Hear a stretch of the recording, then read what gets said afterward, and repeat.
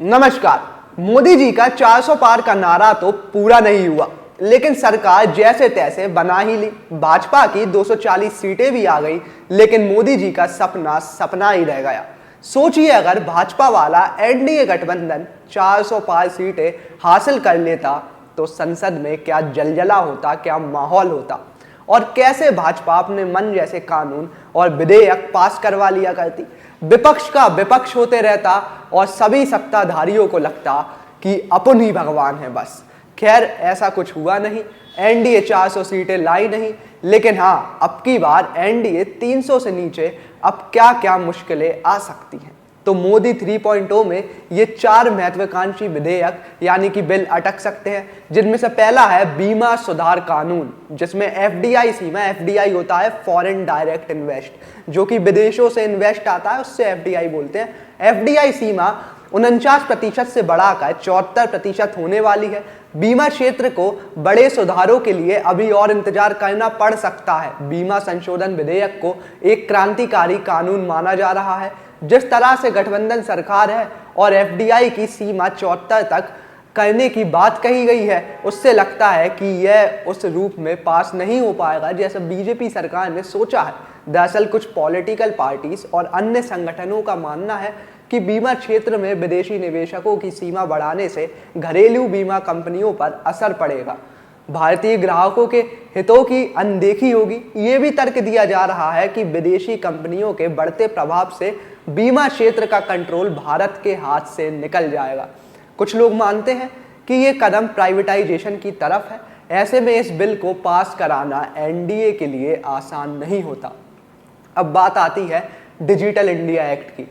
Digital India act, जिसे लेकर काफी यूट्यूबर्स और काफी लोग बहुत से भ्रामक दावे कर रहे थे कि आपका स्टूडियो छीन लिया जाएगा, आपका कैमरा ले जाएंगे, आपका मोबाइल फोन ले जाएंगे, तो मैं आपको बता दूं, इस एक्ट को लेकर विपक्ष चिंतित है। विपक्ष इसलिए चिंतित है कि क्यों कहीं ना कहीं इसका दुरुपयोग ना हो जाए। इस एक्ट को लेकर पिछली बार आईटी राज्य मंत्री रहे राजीव चंद्रशेखर ने खूब प्रचार किया था। उन्होंने मीडिया को खुलकर इसके फायदे बताए थे। दुर्भाग्य से वे चुनाव हार गए, इसलिए वे इस कानून को पेश नहीं कर पाएंगे। मोदी सरकार इस कानून को 23 साल पुराने आईटी एक्ट की जगह लाना चाहती है। वहीं सरकार का इस पर कहना है कि आईटी एक्ट में इंटरनेट शब्द नहीं है। नए कानून में साइबर सुरक्षा, एआई, गोपनीयता और अन्य जरूरी क्षेत्रों पर ध्यान देने की बात की गई है। कानून तोड़ने पर 10 साल की सजा और जुर्माना के प्रावधान से विपक्ष भी डरा हुआ है। अब तीसरा सबसे महत्व कानून आता है, वो है बीज विधेयक यानी कि बीज बिल। केवल बड़े किसान और बड़ी कंपनियों को लाभ होगा इससे।